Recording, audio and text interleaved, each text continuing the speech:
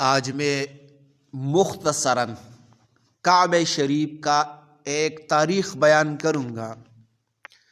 کعبہ شریف کی ابتدا، ناظرین، کعبہ کوئی عام عمارت نہیں ہے بلکہ یہ زمین پر اللہ کا گھر ہے۔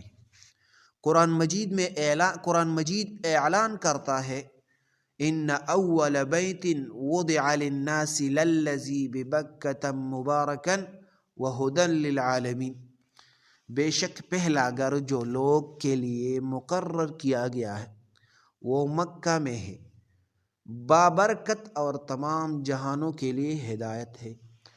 سب سے پہلی تعمیر مستند روایات میں آیا ہے، سب سے پہلے حضرت آدم علیہ السلام نے کی۔ سب سے پہلے تعمیر حضرت آدم علیہ السلام نے اللہ کے حکم سے کعبہ کی بنیاد رکھی، فرشتوں نے طواف کیا، یہی زمین پر توحید کا پہلا مرکز بنا۔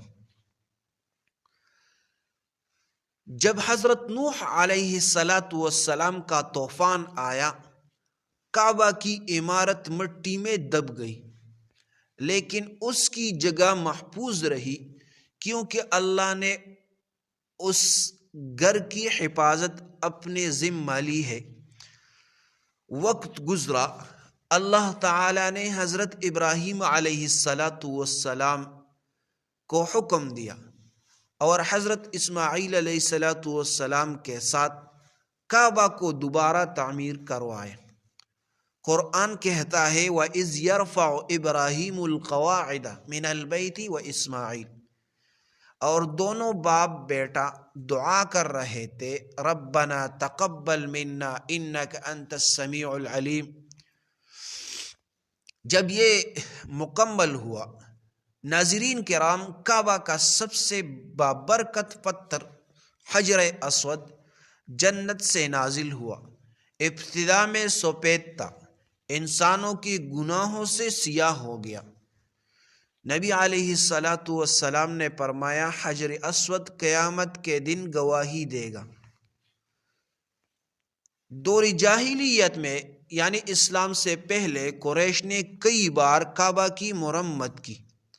ایک موقع پر حجر اسود رکھنے پر جھگڑا ہوا، اسی وقت نبی علیہ السلام نے چادر میں حجر اسود رکھوا کر سب قبائل سے اٹھوایا اور خود نصب فرمایا۔ یہ اس وقت ہوا جب نبی علیہ السلام کی عمر 35 سال تھی اور سب نے آپ کو امین بنایا۔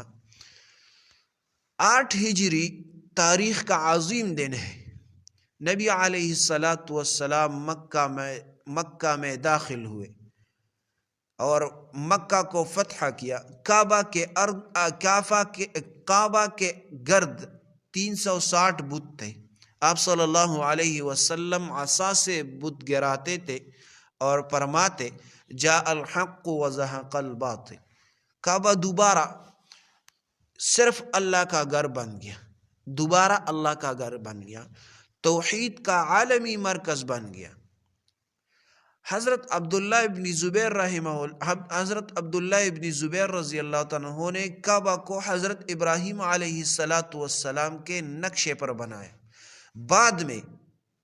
بعد میں حضرت زبیر رضی اللہ تعالیٰ عنہ نے کعبہ کو حضرت ابراہیم علیہ السلام کے نقشے پر بنایا۔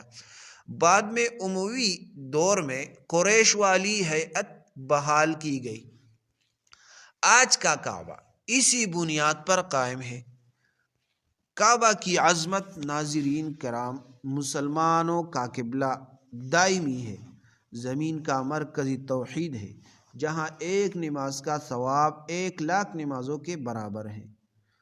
تو یہ گھر ہمیں یہ پیغام دیتا ہے، اللہ ایک ہے، عبادت صرف اسی کے لیے ہے اور امت ایک قبلے پر متحد ہے۔ اللہ ہمیں کعبے کی سچی محبت اور وہاں حاضری نصیب فرمائے، آمین ثم آمین۔